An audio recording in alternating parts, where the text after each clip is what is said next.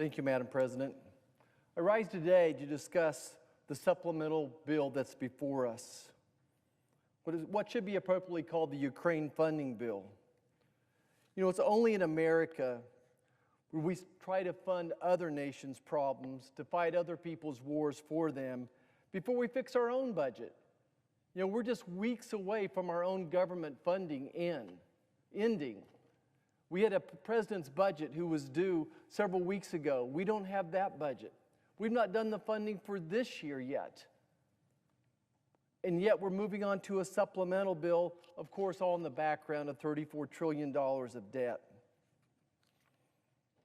A couple things to point out about this supplemental bill. Stating the obvious, there's no border security in this bill. Nothing to secure our border.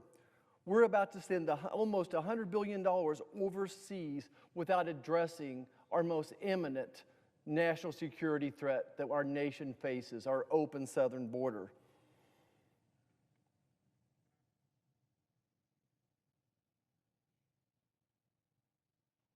I want to start also by saying this, that I'm unapologetic about being a patriot. A patriot is a person who puts America first. Look, I'm always going to root for my home team, Great Bend Panthers. I'm going to always root for the Kansas City Chiefs. I don't wish the other teams we play any ill will, but I'm always going to be an American first. When the American hockey team is playing the Russian hockey team, I'm going to root for the American hockey team. If the American soccer team is playing the German soccer team, I'm going to root for the American team. I don't have any ill will toward those others, but I'm always going to be an American first and set American priorities first. I think the next thing we need to point out about this bill is that 2/3 of Republican senators voted against it. 2/3 of Republican senators have voted against proceeding with this legislation. In a Republican-controlled House, I don't see how you're going to find more than 50% or all those Republicans to pass this bill. It just isn't going to happen.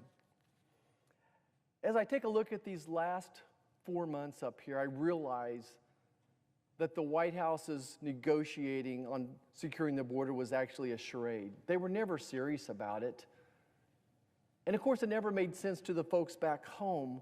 Why would we have to beg the President of the United States to secure our own border? Why would we have to negotiate over that? Why would we have to give them Ukraine funding in return for a secure border? It made sense to nobody. I want to take a second and talk about why this is important, why this issue is important. Why are so many of us standing up and fighting against this $95 billion to never-ending wars? I think as you just consider the 300 people that die from fentanyl every day in this country, this is important. The fact that we don't secure our border is going to allow more of that fentanyl into this country. We're seeing just upshots and upshots of human trafficking, sex trafficking going on across our nation. You know, as FBI Director Wray said, he sees warning, blinking lights everywhere he looks for the first time in his career. And why wouldn't we? Why wouldn't we when we have over 10 million people that have crossed our borders illegally in the last 3 years? So I think it's important from a national security standpoint. This is important to secure our nation and to make our families safe again. Then we'll talk a moment about who we're fighting for. You know, this is no longer just our own border issue, but I'm fighting for families back home. Every state is now a border state. Fentanyl poisoning kills a person most every day in the state of Kansas. So I'm fighting for all those people that died. You know, I just read this week a young lady in Kansas who has lost 4 members of her family from fentanyl poisoning, and most recently, over the past several weeks, lost a child to fentanyl poisoning. So I'm fighting for all those who have lost a loved one to fentanyl poisoning, and for all those people that are being human trafficked as we speak, are being sex trafficked as we speak as well. So I'm fighting for all those people. I think it's important to take a second and talk about how we got here. You know, how we got to these open borders. You know, this president likes to create a crisis and then he tries to solve it. In this situation, the President of the United States created this open border crisis.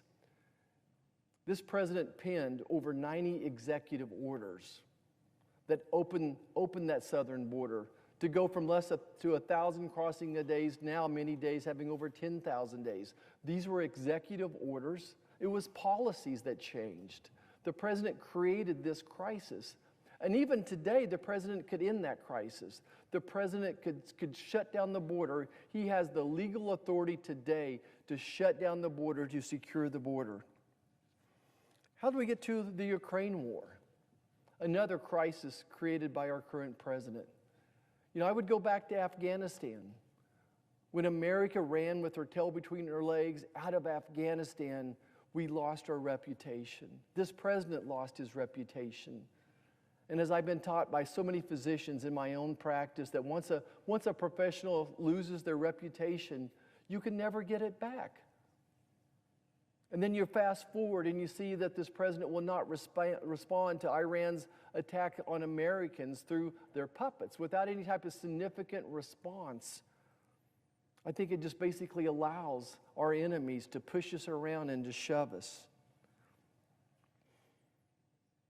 How do we get to the Israel situation where Hamas came to be, where Hamas had the courage to cross the borders, to brutally attack and murder thousands of Israelis? I think, again, it's this lack of respect. It was a lack of respect. It was this president's policies that allowed Iran to increase their sales of oil, to allow their economy to grow, to allow them to fund, and to ship weapons to these puppets of theirs, these terrorists. I think an even bigger picture of how we got here is just the lawlessness in America today. The lawlessness, you know, it started with an open southern border, cashless bail, turning our heads away from riots, the smash and grabs, turning our eyes away from these, to see the lawlessness grow. And then to see the fentanyl explode, and as my dad, the police officer, taught me, wherever there's illegal drugs, that crime is going to certainly follow it as well. So I think in this backdrop of a lawless America where our constitutional rights are being attacked, and on the world stage, a president that lost his reputation, it allowed Russia to have the courage to attack Ukraine. It allowed Hamas the courage to attack the people of Israel.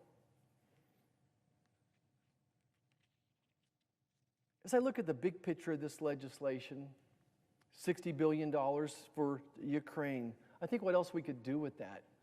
Do you realize that the entire annual budget of the Marines is only $53 billion?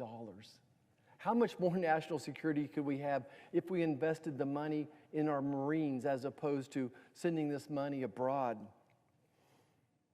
We could have built 3 walls on the southern border easily with this amount of money, maybe much more. As leaders, we need to focus on priorities, and I think that's what America is seeing right now. I think they're seeing these 2/3 of Republicans that have voted against proceeding with this supplemental bill. We were folks who put our own national security first, put securing the border first. But up here in D.C., my friends across the aisle, the White House, they continue to put Ukraine funding as their priority. And of course, add to that the complexity of the situation. Each one of these issues, even by themselves, have merits. There's reasons to push them, and there's reasons that you wouldn't do it certain ways. But when you throw them all together, it's next to impossible to solve this Rubik's Cube, if you will. Just seemingly next to impossible.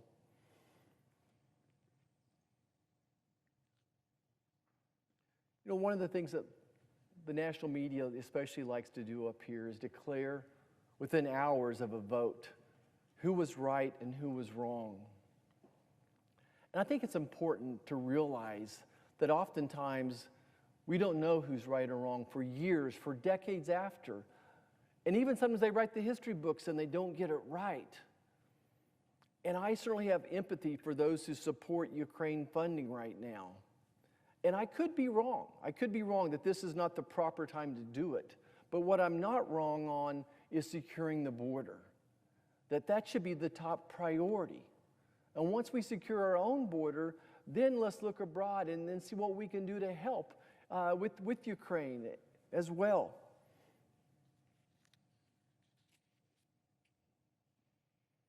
As I think about the border and the significance of the problem, I think about the number of people that have died from fentanyl poisoning. And I know I keep bringing up this fentanyl poisoning, but it's so significant. 300 people, 300 young adults, young Americans dying every day from fentanyl poisoning. And you try to put that into historical perspective. Pearl Harbor, a day that lives in infamy, 2,400 American soldiers died, 2,400.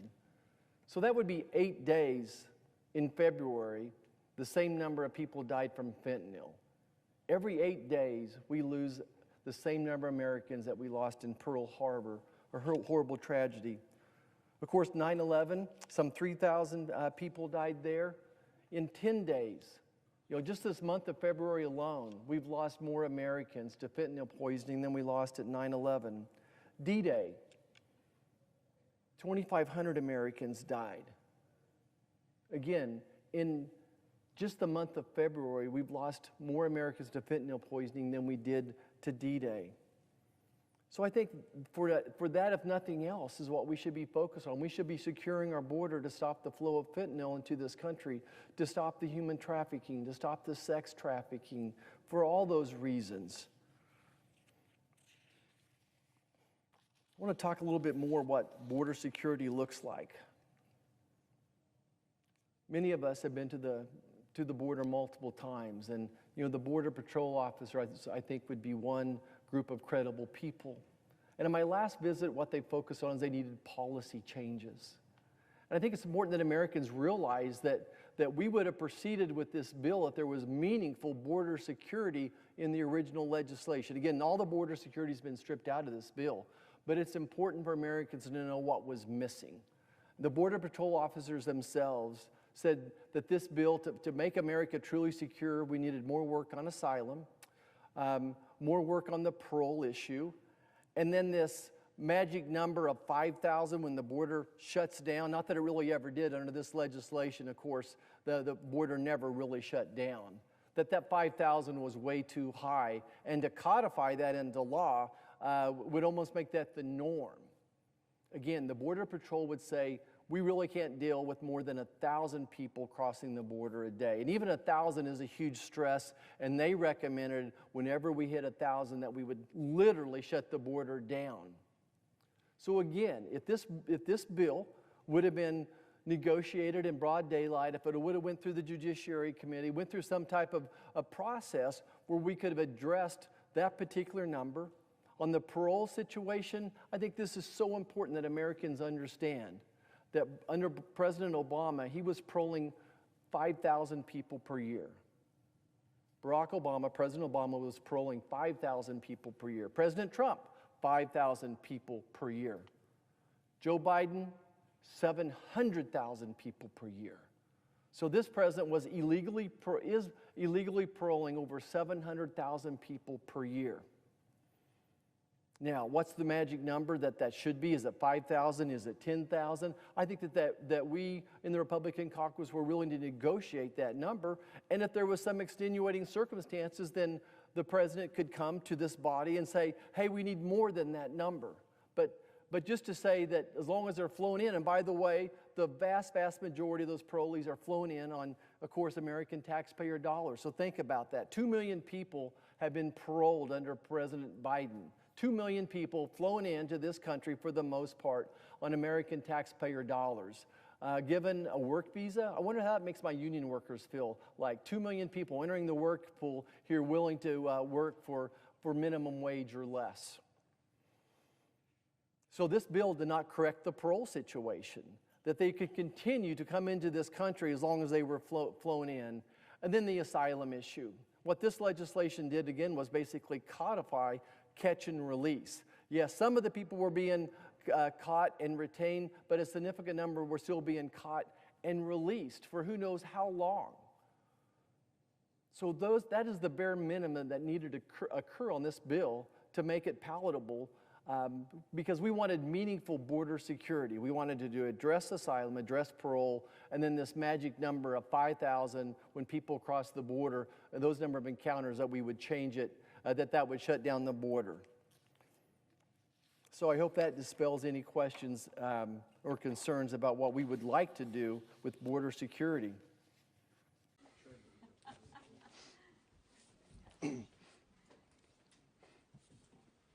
Well, good afternoon, everybody, and thank you for joining us.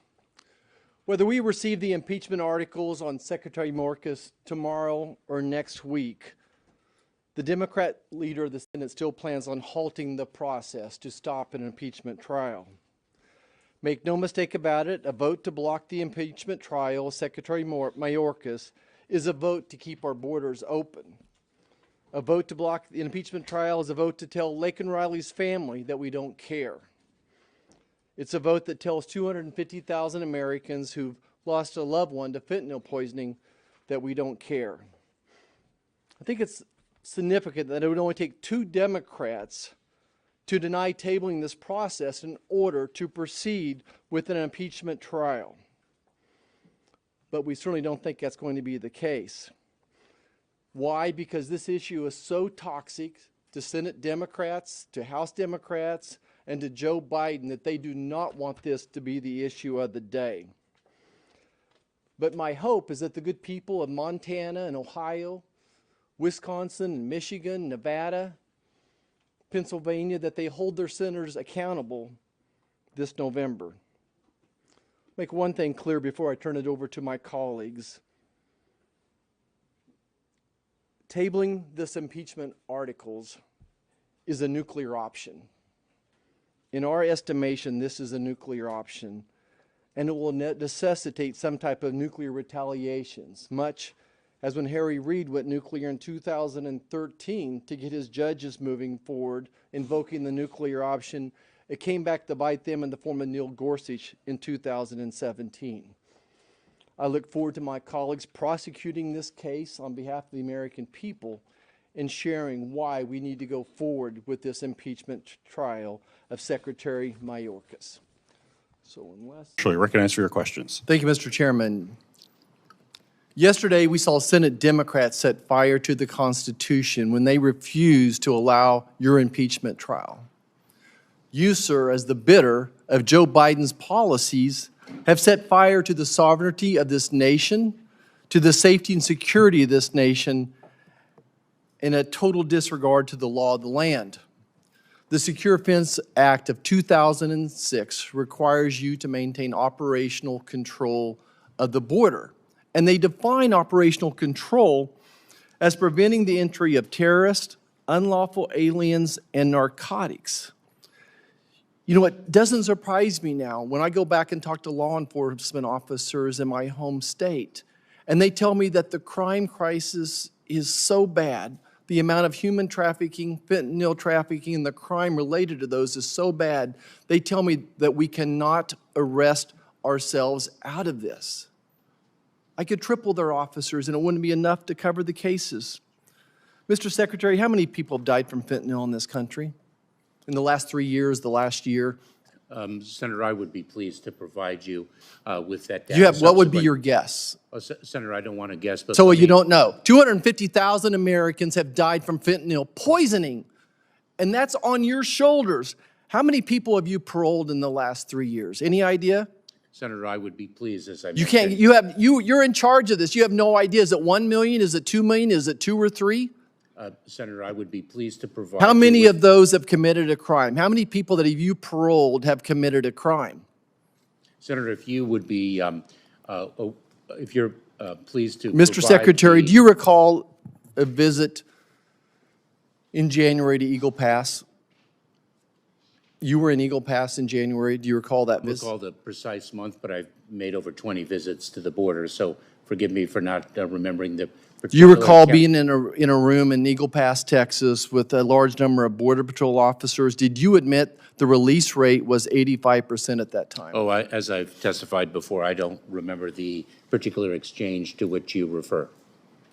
What percent would you say, or what range would you say are released? I don't want to guess, but as I've said before, Senator, I would be pleased to provide you with whatever data. How can you come to this hearing and not know these things? These are things that I know, and this is 1/100th of my job as well. So listen, you said at that meeting, and I got multiple witnesses, that that we were releasing 85% of the folks at the border. There's no way possible that you could vet that number of people at a time. 85% of the people coming in illegally, breaking our laws, no vetting process, essentially giving them a phone, free health care, and a plane ticket or bus ride to somewhere. You say you're protecting the nation's sovereignty, but you've really facilitated an invasion. Sir, this is an invasion. 11 million illegal encounters under your watch. Next question. Why are you mass importing tens of thousands of Venezuelans into our country via parole, knowing they can't be deported because Venezuela isn't accepting removal flights? We are not doing that, Senator. You're not paroling tens of thousands of Venezuelans into this country. Senator, your question was broader than that. The way you framed your question, we are not doing that which you asked.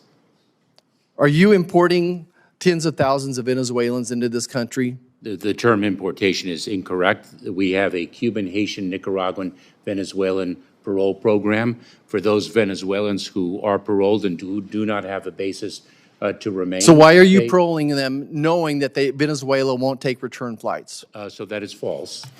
We have, in fact, negotiated in the past removal flights to Venezuela. Those are suspended right now. We also remove Venezuelans to Mexico, for example. So an individual who does So why do you say it's not correct when it's been suspended? That's why Americans don't trust you. That's why Americans don't trust the government anymore, is because you're setting up, you're twisting the truth, giving incomplete answers. This is really a de facto amnesty orchestrated by your administration. There's a reason why Venezuelans won't take them back. Next question. It's my understanding that we have technology deployed that helps track the number of gotaways that have unlawfully crossed our borders and evaded capture by our border patrols. Is that correct? We do have technology that is a force multiplier for our personnel. Okay. Again, under oath today, I'm asking you, has this technology been operational since you took the post? I would like to get back to you if there's any deficit in its operational capability. Senator, I'd be pleased to get back to you on that. Has the system ever gone down under your tenure? I'd be very pleased to provide you with that subsequent to this hearing. How could you not know that? How could you not know what type of, is it been down once or twice? Has it been down for weeks at a time, months at a time? Any just range or thought that you could give us? Do you keep track of it in any way, shape, or form? Senator, we deploy so many different technologies across the expanse of our department, which consists of 268,000 people. If a technology goes down for a short period of time, I may not have visibility of that. I'm the secretary of the department. Do you think it's been down for a significant amount of time or an insignificant amount of time? Senator, as I've previously said, I would be pleased to provide you with the information you request subsequent to this hearing. I will look into it. How can you keep track of the gotaways if you have no program in place that tells us when this is working or not working? I'm sorry, Senator, can you repeat your question? Yeah, how can you tell how many gotaways you're reporting if you don't know when this technology is working or not working? In other words, how do we know that the 2 million known gotaways is a good number? Senator, the individuals on the ground in U.S. Customs and Border Protection have visibility of the operational capability of the equipment they use. They oversee counting the number of individuals who evade detection to the best. But you rely on technology to observe those as well, and you don't know if your technology is working or not working. Senator, I believe I've answered the question. No, you've not. You've said you don't know. The answer you've given is you do not know. You don't know much of any of the answers to the questions we're asking you. This is why we need an impeachment trial. This is why Americans are demanding an impeachment trial. I yield back. over the 90 minutes here, but I have one senator, there perhaps another one. Then we'll give you a full 10-minute break if, with your indulgence, if we can get through this first round. Senator Butler, you're recognized for your questions. Amen. Damn, he's good. I want to pass the plate.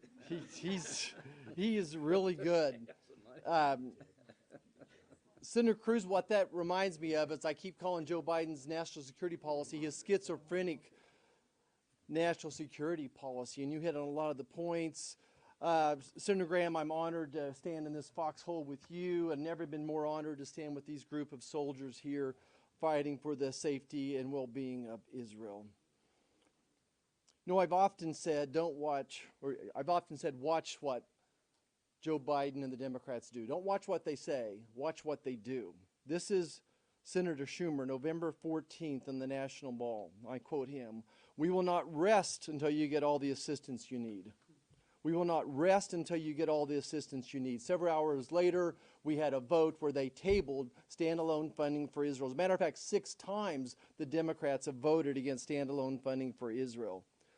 I would ask Leader Schumer, where's his outrage today? If he sits here and says that he would not rest until Israel gets the help they need, where is his outrage today? April 17th, the Wall Street Journal, Joe Biden, and I quote him, "Now is not the time to abandon our friends. The House must pass urgent national security legislation for Ukraine and Israel." So April 14th, the President of the United States is saying this is urgent. This week, as several people have referenced, on Holocaust Remembrance Day, Joe Biden said, "Never again. Never again to the Holocaust survivors and Jewish Americans." Here he is saying one thing, but he does another. His words are empty. This is why he has no respect on the world stage. He now holds aid up to Israel with zero transparency and zero communication to Congress. I want to just talk a second about Joe Biden's schizophrenic foreign policy. This is what makes him so very weak, and why our enemies don't fear us and our allies don't respect us anymore, because he has a schizophrenic policy. He says he wants to help Israel, but he's bowing knee to a handful of votes in Michigan. He can't thread this needle. He's putting political aspirations ahead of sound national security policy. That's why it seems schizophrenic to me and to many Americans as well. At the end of the day, we don't know where Joe Biden stands. I don't know where he stands on this issue. He says one thing, he does another. Does he stand with Israel, or does he stand with Hamas? Does he stand with the anti-American protesters rioting across Americans' college campuses? All of his actions are saying that he stands with Hamas. Again, I'm honored to be up here today, and I just want our friends in Israel to know, as for me and my family, we're standing with Israel. Thank you. Thank you, Senator Marshall. Thank you, Madam Chair. Dr. Linton, how many babies have you delivered in the past month or two? I would say probably in the 10s to 20s. Okay. And Dr. Verma, how many babies have you delivered in the past month or two? That's a good question. I'm terrible at estimating, but over my career, thousands. But you're still active. You're still actively delivering babies. Oh, yeah. I do have a labor and prenatal delivery clinic. shifts every week. How often or what type of range would you do sonograms on a pregnant woman, let's say before their 4th month of pregnancy? Hardly ever, a lot, sometimes. So yeah, I see patients with all kinds of pregnancies, and usually when a patient comes in and has a positive pregnancy test, I talk to patients that want to continue My those question is, how pregnancies. often do you do sonograms on your routine prenatal visits before 16 weeks or so? We usually do an initial ultrasound to confirm that the pregnancy is there. But to prenatal confirm it. pregnancy, first visit, usually you're doing a sonogram to confirm the pregnancy. Dr. Linton, how often Depending are on you how doing far sonograms? along they are, yeah. In the first trimester or early second on a routine OB situation? So to be very clear, I work on labor and delivery, and I deliver babies, but I do not provide prenatal care. Thank you. So then, Dr. Linton, you've delivered a 23, 24-week baby, I'm sure, before. Yes. Yeah. When that baby's delivered, you call in anesthesia, you call the NICU, you call everybody you can in to help that baby, right? Depends on the clinical scenario. But yes, if it's a desired pregnancy and the patient has voiced the desire for resuscitation, then we have NICU present at that delivery. And you've also done abortions at 23, 24 weeks as well? In my training, I provide the standard of care in line with medical I'm laws just for the asking, state that I'm living in. I'm sure you're not ashamed of it. You've done abortions with the babies 23, 24 weeks? I provide the care that I'm trained to do based on the state laws where I live in. So, and Dr. Verma, you've done abortions and you've delivered babies at 23, 24 weeks, full resuscitation. At the same time, you've done abortions on those as well. I think what you're highlighting here is the complexity of what we do. What No, we that's not do my is question. I very get to ask the questions here. I'm complicated. not asking for a lecture. How do you, is there any distress in your mind or your heart after doing an abortion? On the one hand, you're delivering a baby at 23 weeks and it's full bore, all out, resuscitate the baby. You feel horrible, it doesn't make it. Then you do an abortion on that same, how does that make you feel? Yeah, no, I appreciate the question. I think it's a great question. And again, like I was saying, this is why this is so complicated. I feel that complexity. Like I said, I've experienced a first trimester loss myself, and I found that loss devastating. So this is complicated, but I also know that my patients are able to make these really Thank complicated you so much. Thank decisions you. about their health and Dr. lives. Linton, what pregnancy category of drug is mifepristone? I'm sorry, Senator, off the top of my head, I can't tell you the class. Dr. Verma, you know what type of pregnancy category drug mifepristone is? I know mifepristone is incredibly safe based on decades of About data. misoprostol, do you know that what category of drug that is in pregnancy? I can tell you we use misoprostol for a variety of reasons, including in desired pregnancies on labor and Understand that. delivery every day. So they're both category X drugs, okay? I'm going to tell you the answer. They're both category, so y'all are prescribing these drugs and you don't know what category of drug it is. And why is it a category X drug? Because it causes fetal malformations, right? So it causes fetal malformations. And those Right? categories that you're describing are actually based on politics. The mifepristone is safer than Tylenol, But you're saying the Viagra, FDA multiple. is based upon politics. The FDA is saying this is a category X drug. Would you agree with me that that these abortion pills are less effective at 14 weeks as opposed to 8 weeks, Dr. Lindman? Dr. Linton, yeah, I would say that our data does support with increasing gestational ages that sometimes we have to modify the protocol, but generally effective. they They're are less more effective. effective at earlier gestational ages Right. depending on the protocol you So what I'm use. confused about is and I've never prescribed this drug. I've taken care of lots of patients that have complications from these drugs. I'm confused why you do a sonogram in a routine pregnancy to establish gestational age. That's the only reason, main reason you're doing pregnancies in the first trimester, early second trimester, because the spine's not developed, heart's not developed. So you're basically doing it for gestational age. You're recognizing that so many women come in and they're a month off of their gestational age. So why wouldn't you want to do a sonogram on every person you see before you prescribe this drug, realizing that it has decreased effectiveness at 14 weeks than 10 weeks, so therefore you're prescribing a category X drug to a pregnancy that's probably not going, that has a possibility of not being aborted. So you're increasing the risk of fetal anomalies. It just doesn't add up to me. Why are you scared to do a sonogram? Wouldn't you think if you were doing an abortion procedure on a 12-weeker versus a baby that's actually 20 weeks, that it would change everything?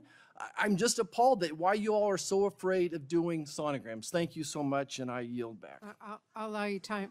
I'll allow you time to answer that question, Dr. Verma. Thank you. And I will say, as a doctor who actually does provide this care to patients and is currently practicing, we actually often do sonograms if there's any questions. So when we see a patient and we're providing medication abortion via telemedicine, we go through screening questionnaires, and if there's any concern, we absolutely do a sonogram. So that isn't really an accurate representation of how this practice of medicine works.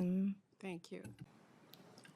Thank you, Senator. Senator Marshall, you're recognized for your questions. Thank you, Chairman Peters, and welcome to our nominees this morning.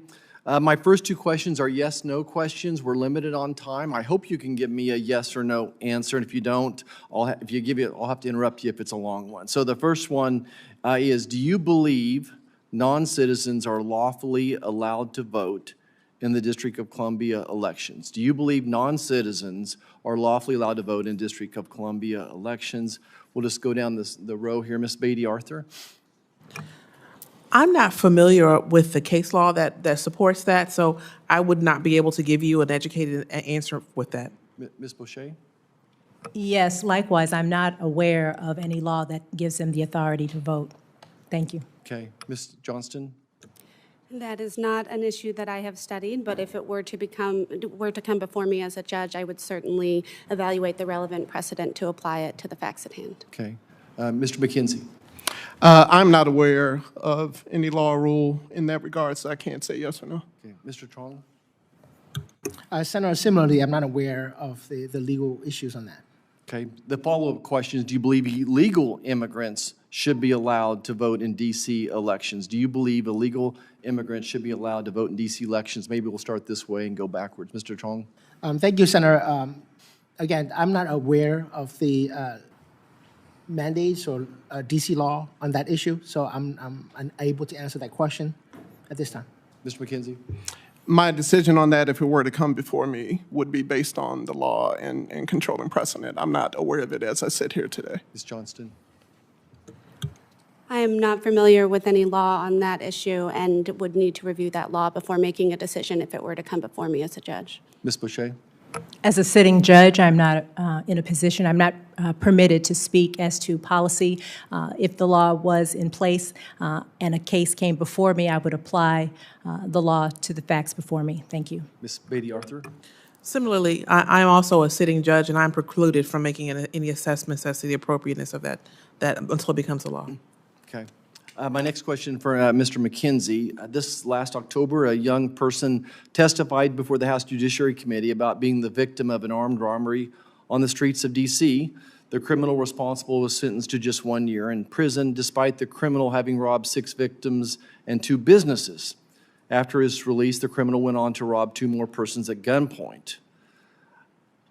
I guess this is the bigger picture I'm after here, Mr. McKenzie, is what kind of message does that send to criminals in D.C.? And if confirmed, will you be tough on sentencing for violent repeat offenders? Senator, I believe as a father of 3, a husband of 1, public safety is a paramount issue. I'm concerned about crime every day living in the city. What I will commit to is if I'm confirmed to this position, I'll take a look at the facts of the case, look at the law that applies, and I will impose a fair and just sentence as required by D.C. law. Okay. Ms. Boucher, would you answer that question too? What kind of message does this send to criminals in D.C.? And if confirmed, will you be tough on sentencing for violent repeat offenders?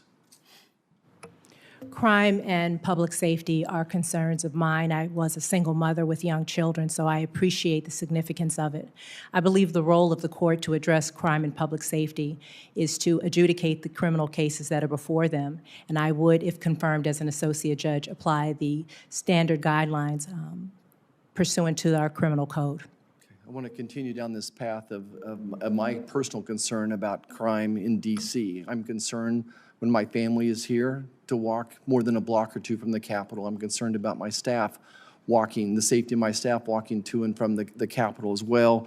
In 2023, here in D.C., there were 274 homicides, 185 sexual assaults, 959 carjackings, 1,400 assaults with deadly weapons, 6,829 motor vehicle thefts. Just over the last 18 months, members of Congress and their staff have been assaulted, carjacked, robbed, and stabbed. This last October, the Senate Sergeant of Arms sent a bulletin out recommending that Senate staff drive with their windows up to avoid traveling alone in order to prevent getting carjacked in our nation's capital. Again, 7,000 car thefts last year. That's quite a few each day. In January 2023, the D.C. Council passed a bill that rewrote D.C. criminal code. It eliminated life sentences and got rid of a mandatory minimum sentencing for every crime other than first-degree murder. Under this rewrite, the maximum penalty for any individual convicted of using a gun to commit an act of violence dropped from 15 to 4 years. I guess the question to all of you, if you have time, several of you mentioned this. What is your level of concern for crime in the district, and what is your role in here? Maybe we'll start with Mr. Chong and just go down if you got a second. Thank you, Senator. Thank you, Senator. As a father of a 4-year-old daughter and a 2-year-old daughter raising a family in Washington, D.C., the crime issue is a forefront issue in my family. However, if confirmed as a judge in D.C., I'm committed to following the sentencing guidelines, the applicable laws, and impose a just consequence when the case is presented to me. Thank you. Mr. McKenzie, you basically answered the question already, but anything to add? No, Senator. Good answer. Ms. Johnston, go ahead.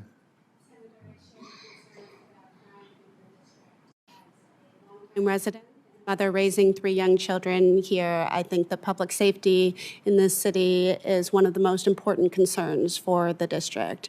And if given the opportunity to serve as a judge on the DC Superior Court, my role would be to swiftly and effectively endeavor to resolve cases as quickly as possible so that the parties involved can have an appropriate resolution. Ms. Boucher, you answered parts of the question. Anything you would like to add? I would just like to thank the committee for having our nomination hearing. Our court needs more able bodies to quickly and adjudicate the criminal cases that come before it, and I think that that is the most powerful tool that we will have to address public safety in the District of Columbia. Ms. Beatty-Arthur? I'm in complete agreement with my colleague, Judge Boucher. That is the best way to assist. And I, shouted from the rooftops, I'm very proud to be a native Washingtonian, but I would be absolutely remiss if I did not address the crime problem. Thank you. Senator Langford. Too little, too late. Mr. President, Joe Biden, this is too little, this is too late, and the American public knows it's too late. This stunt is not going to save your political life. Thanks to you, the 11 million people that have crossed this border illegally, this is now the #1 defining issue of this presidential election. I, too, want to say thanks to Senator Cornyn for leading this. No one's been impacted more by this than the state of Texas.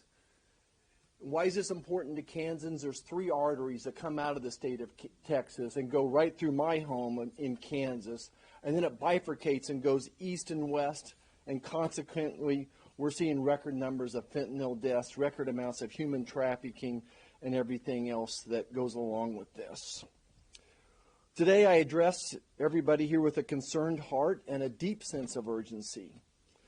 Concerned for the fact that families don't feel safe anymore in the state of Kansas. For over 3 years, this administration has treated our national security and sovereignty as mere afterthoughts. Our borders have been left vulnerable and the safety of our citizens compromised.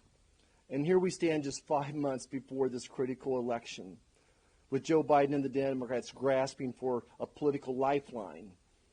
Their recent announcement is nothing more than a desperate ploy to distract from their failures, but let me be once again unequivocal. This is too little, too late. This administration's neglect is a direct affront to every American family who has endured the devastation of fentanyl poisoning and violent crime linked to illegal migration. I suppose we're up to 250,000 Americans, young adults, that have died from fentanyl poisoning under Joe Biden's watch. That's 3 times more than the number of soldiers we lost in Vietnam. This president's reactions, his steps, are a cruel slap in the face to families like Laken Riley's and to all families that are mourning loved ones lost to crime or fentanyl poisoning. But make no mistake, the only ones celebrating Joe Biden's so-called solutions are the cartels. These criminal organizations have taken control of our border operations, turning them into a sophisticated enterprise of human trafficking and drug smuggling. This is not about securing our borders. This is about Joe Biden's enabling organized crime.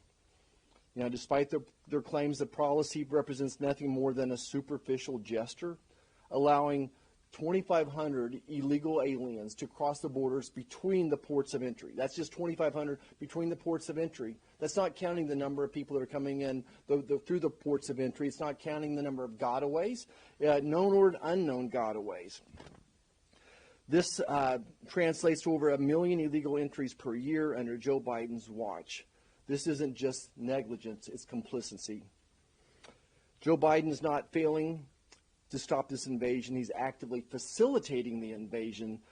By ignoring the crisis, he's empowering the very criminals who seek to destabilize our nation.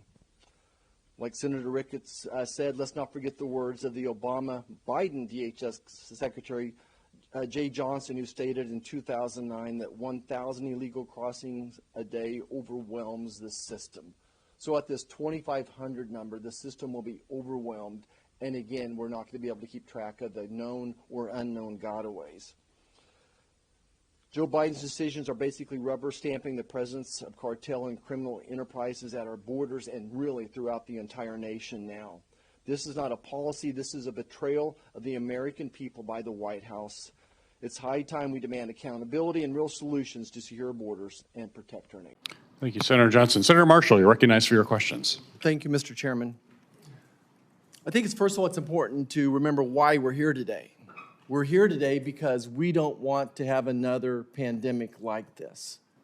I think it's important that we recognize that 1 million Americans have lost a loved one, and they're still looking for closure. We have 15 million Americans with long COVID.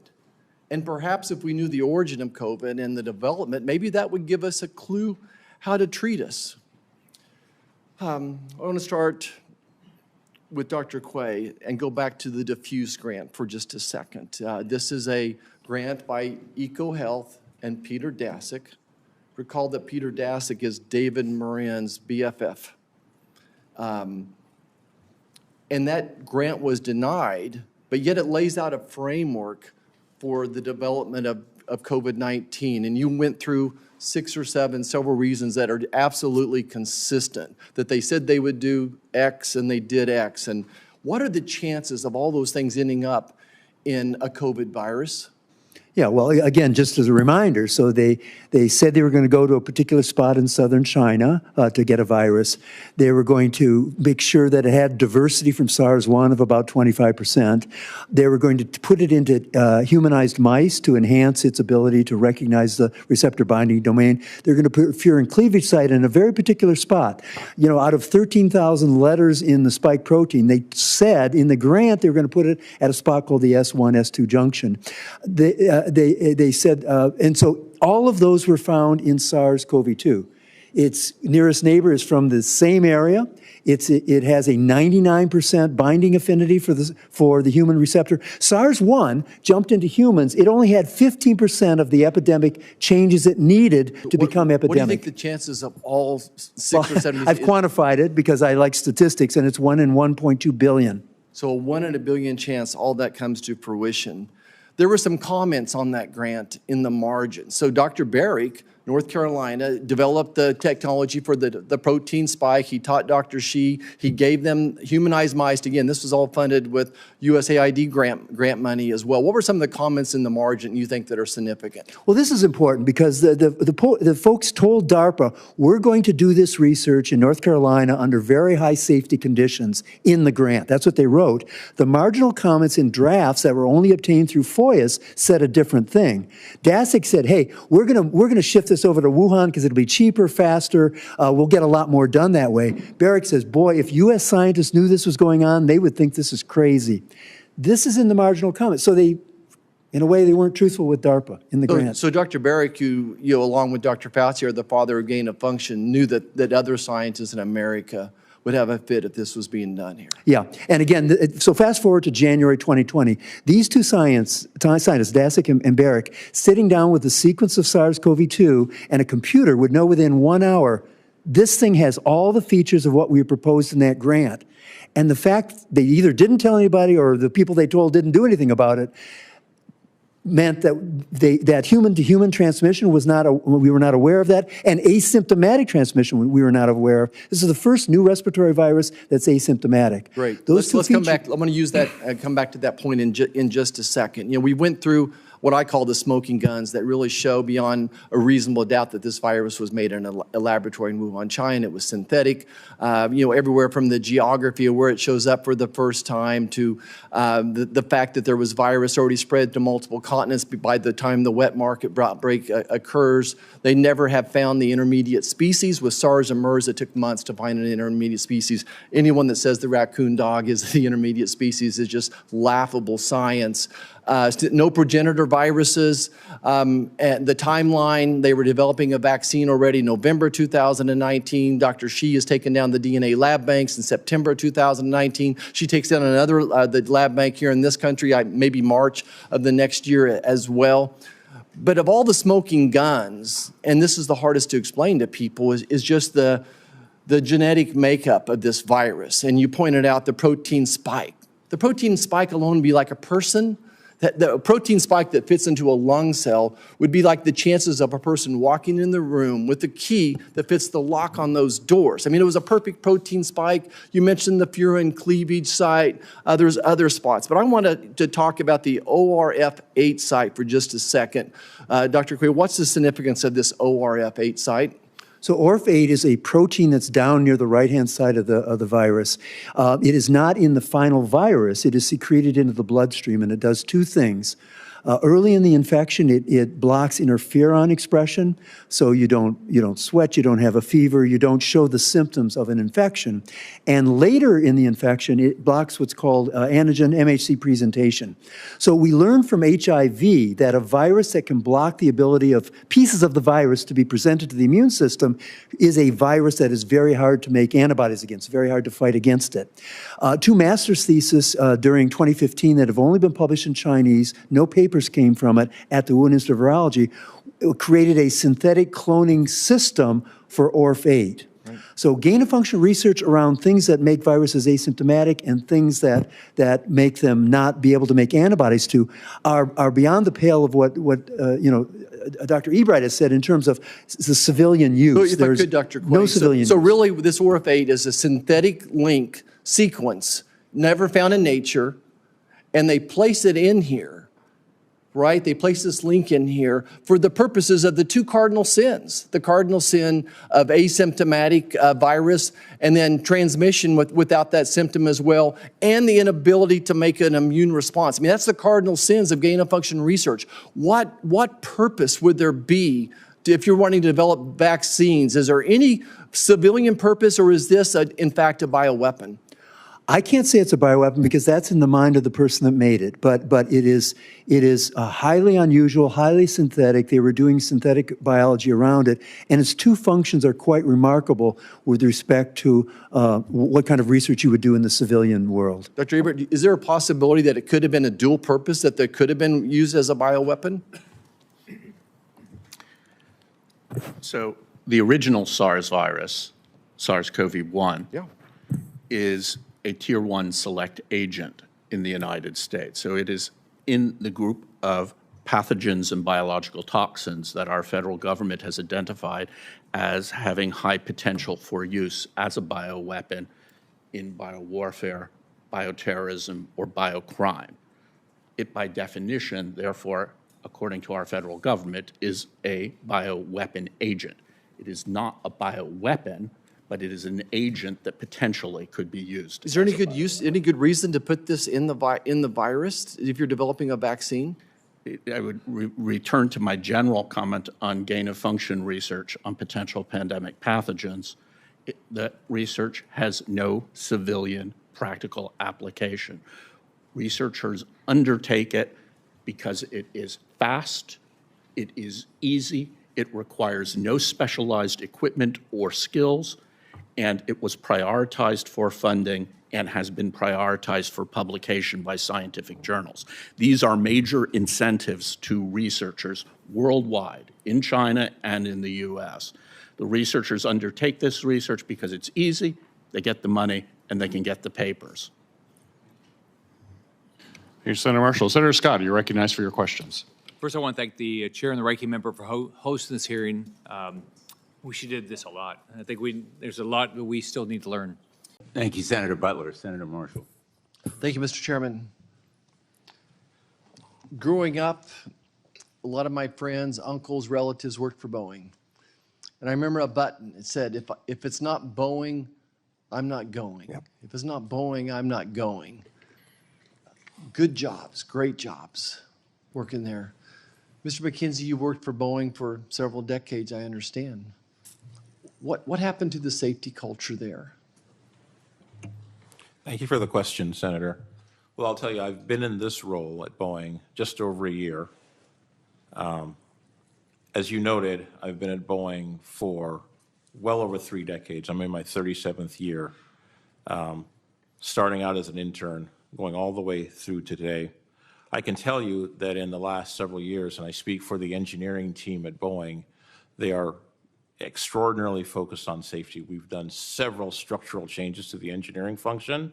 We have aligned the engineering function into one organization. We now have the most engineers that ever populated the Boeing company inside Boeing, over 64,000 engineers. We have defined functional chief engineers for every one of our functional disciplines, including human factors.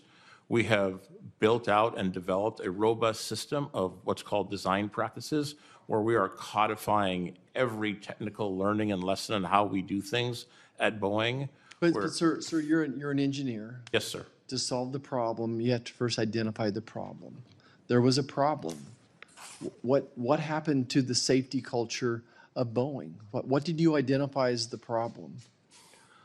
Well, Senator, the presumption is that if you're talking specifically if you're talking specifically about the MAX, there were specific technical requirements that were in error.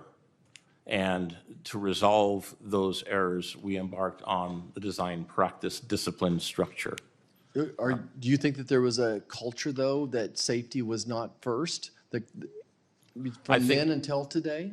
I think in that particular instance, I think that the analysis that supported the decisions that were made at the time were in error.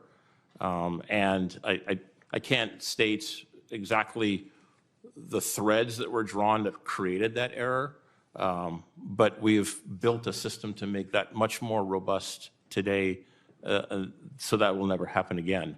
Do you think that there's a culture of safety first today? There's absolutely, within our engineering team, there's absolutely a culture of safety first. Whenever there's an issue or a problem, invariably the very first question we ask is, what is the safety determination?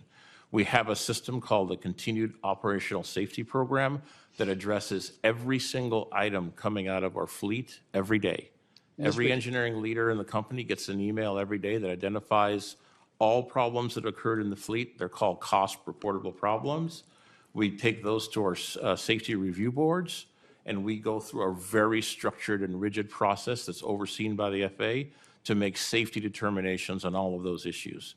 Anything that's determined to be a safety issue, we go through, again, a very methodical process, and we've been doing this for many years, that defines what the safety implications are, what the safety remedies are.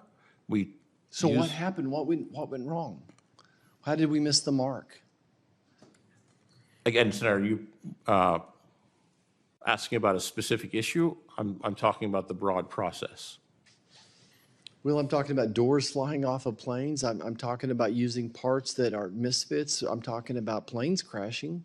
Well, Senator, the door issue was an issue in manufacturing, and I'm representing engineering. The engineering design of the door is not implicated. However, the engineering actions through all of that remain, as I explained, focused on every learning that comes out from the fleet, uses the robust processes that we have in conjunction with the FAA. They're all overseen by the FAA, and implements all safety precautions in the fleet from an engineering perspective here. So certainly as I talk to aerospace engineers, they're absolutely convinced Boeing is engineered properly. They're absolutely solid airplanes. There's so many good things we could, and I talked to the pilots. The pilots love their Boeing airplanes. So many good things that they could just have enough good things to say about Boeing airplanes. So to me, it comes down to the fact that we're not executing the plan. We have good design. The planes are good, but we're not executing a plan perfectly. And that's what it takes, is there's no room for error in your industry. And if you cut corners, Mr. Calhoun, what went wrong? What happened? Again, it's designed right. The pilots love them, but yet we've had some pretty bad outcomes. What was wrong? Yes, sir. The MAX accidents, again, tragic. The design was wrong. The NTSB reports, all of the investigative reports, specifically identified an error with MCAS. MCAS created an environment in the cockpit at a crucial moment. Okay. And, then fast forward. Now and so now we're using so misfit. Mr. McKinsey, what he refers to is about probably half our people, engineering in particular, work on the development of airplanes and half work in support of production operations. So with respect to the accidents, where we were focused in the description of the changes, and they're big and they're significant across the engineering department, we're focused on preventing the design problem from ever happening again. Human factors, a whole new team, a whole new approach, a set of disciplines around it, et cetera. Alaska, very different. That was a manufacturing miss. That is what our quality action plan is all about. I believe while there was a very discreet miss with respect to the documentation of removal of that door plug, which caused this to escape our factory, while that happened and it was a discrete instance on one airplane, we have tried to look at literally everything we do to make certain that that can never happen again. And that is what our quality plan is about, and that is what we're up to. But that's a very different process, the production process, than the development process. Thank you. I yield back. Thank you, Senator Paul. Dr. Wolanitz, you, as you said earlier, you were part of the P3CO team, review team. Who decided that EcoHealth project should not go to the P3CO team? Decisions about whether or not proposals met the scope of the P3CO policy and were referred to HHS were done at the cognizant funding level. So in that case, it would have been NIAID. So Dr. Fauci would have had direct control of whether that project, that study should have went to EcoHealth? It was more likely done at the staff level, but yes. Would you agree with me that once research goes to China with American dollars, that NIH has zero control over the safety of that research? No, I would not agree with that. I think it is really important to make sure that we put the proper terms and conditions in place on any federal award, particularly to a foreign entity, and all of the processes that meet those, whether it's the ability to inspect or require records. So if you have faith in what's in our research, American dollars research in China, what is the NIH process for tracking research in China? And recall, regarding the transparency of this, recall that EcoHealth did not report its subcontract with the WIV to the public record database as well. So you're telling me, you sitting here, you're telling me you have faith that the NIH is appropriately supervising, making sure that the research done there is safe? I think that if there is any evidence, as I believe there has been in the case of this particular lab, that they are not following procedures, there should be corrective action up to and including debarments for an institution if there's any evidence that they are not following the terms and conditions of their award. Did NIH have any responsibility in ensuring they were following safety procedures, even doing the right research in the right biosecurity level lab? Yes, absolutely. And I think this is a ripe area for the committee to think about strengthening the biosafety system. Right now, our biosafety system very much depends on guidelines and professional judgments. I think there is more we can do in terms of adopting standards and norms that provide systems of accountability so that we can be assured that the highest levels and practices in biosafety are happening. In light of EcoHealth's research project concealments, including late reports and misrepresentations, and in light of NIH being surprised that Boston University conducted gain-of-function research with monkeypox virus fairly recently, has NIH undertaken a full review of its research to identify gain-of-function projects? And if not, why not? I cannot speak for NIH, sir. I have not worked there for more than a year. Were you aware of any type of improvement, full review of these research projects then before your departure? These projects, could you be more specific? I was not aware of a sort of overarching review of projects. Was this monkeypox virus before or after you left? I don't recall. I do not recall hearing about it before I left, so I'm guessing the concerns were raised after. Are you aware of any training that the NIH does, requires its researchers and grant recipients about the Bioweapons Convention Act and China's refusal to certify that they do not operate an active bioweapons program? No, I've actually long been a proponent for including BWTC training and biosecurity and biosafety awareness training for scientists in general. I think that we should have the resources and tools to be able to do that. Between January 1st, 2020, and the publication of the Proximal Origins articles, were you aware of Dr. Collins having any direct communications with the authors of that article, either through email or through phone call? Yes, I was aware those discussions were underway. I was not directly involved in any of them. Would you describe his conversations with them? Was it one or two? Were there many conversations? Was it mostly on the phone? Was it part of conference calls? Were minutes kept? I do not recall the number of those meetings, sir.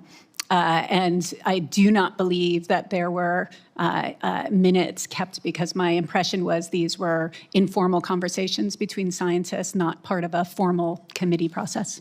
Is that standard government procedure that they should be informal?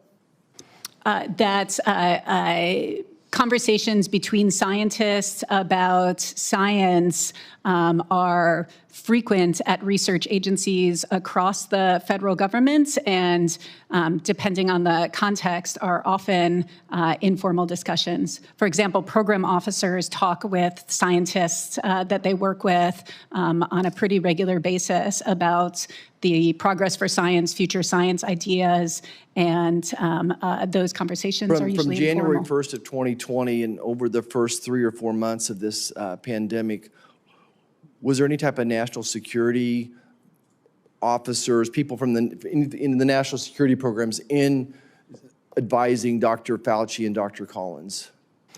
As I recall, sir, I mean, in general, when there's an outbreak of an infectious disease, the National Security Council has the lead and runs points on the interagency I understand that, but were they in there process. Communicating with your people? Oh, yes, certainly. I think at many levels, people across NIH were participating in those interagency policy conversations. We're going to conclude very quickly. I just wanted to put it into... Director Rowe, there was probably 10 buildings within sniper range of President Trump on that afternoon. Why was the building being used by the sniper not in the security zone?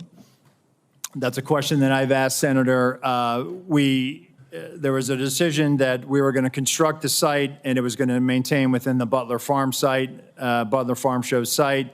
That building, that AGR, was right on the curtilage of our outer perimeter. And it's something that again, having been there and walked it, I had a hard time understanding. So there's no protocol that says anything within 300, 500 yards, direct line of the president should be in or out of the security zone. There's not a protocol that describes that. So, Senator, what we try to do is we try to either control the high ground or mitigate line of sight concerns. Okay. You've stated that on multiple occasions, President Trump's team was denied more of a detail, more assets. Who denies that? Who is the person that denies that, generally speaking? So, Senator, there's a process. Again, there's a conversation had with the detail. There's got to be a buck stopping. There's got to be someone. Who is the person? Is it a level within the D.C. agency? Is it someone in the Pittsburgh office? Who denies this? It has nothing to do with the Pittsburgh office, Okay. sir. It is a conversation between not only the detail, the field office, but also. I don't want to know the conversation. I want to know who makes the decision.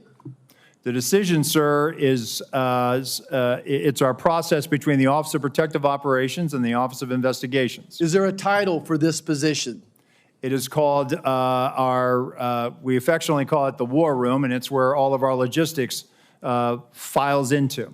So it's a room that makes the decision. It is a staffing and assignments officer. Okay. Is the Secret Service required to do a briefing with all entities of law enforcement involved in the event of the days leading up to the event and the day of the event? We do a police meeting, sir, where we start the initial So it's required. process. Is it required? Is it part of your standard operating procedure? The police meeting is what initiates the advance, and that is what is required. Was this meeting held on that day? The police meeting took place on the days prior to that. Do you have documents of that meeting was actually happened? If we do, sir, I will get them to you. But you're saying that it did not happen on the day of the event. So I think what you're referring to is a briefing that the state and locals would have done with themselves. We did a briefing with our own folks. They briefed. When did you? Did your people meet with local law enforcement the day of the assassination attempt? Yes. Okay, and you realize that the local law enforcement says no, that meeting never happened, and that's why we need to get these people in to talk to us, and this is why the FBI needs to be speaking up sooner than later and say that meeting did or didn't happen. Surely there's some type of documentation of that meeting one way or the other.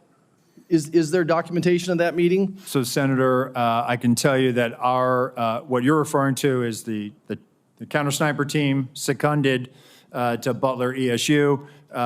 Our personnel met with the team lead from Butler ESU, and they discussed areas of concern, areas of responsibility, and that did in fact happen at the site on that day. Director, I think you would agree with me that there were multiple individual and institutional failures the day of this assassination attempt. You have a $3 billion budget. You're still 2,000 employees short. And in 2022, the Secret Service had a 48% departure rate. That tells me you either have a cultural problem or just gross incompetence.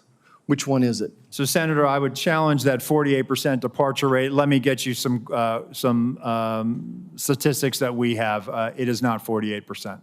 But go back to the multiple failures that we saw on an individual basis as long as systemic.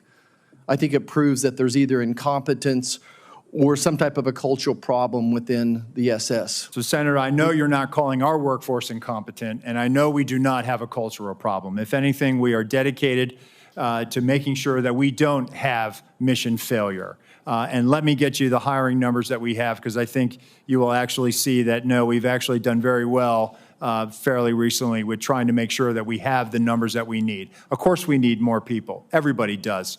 But let me get you those numbers, and I think let your own eyes Would you see. also disagree with me when it's reported that almost 50% of the rank and file officers don't trust leadership within the Secret Service? Senator, I think it's the right of every worker to talk bad about their boss. Thank you. I yield back. Senator Hirono, you're recognized for your questions. Thank you, Mr. Chairman.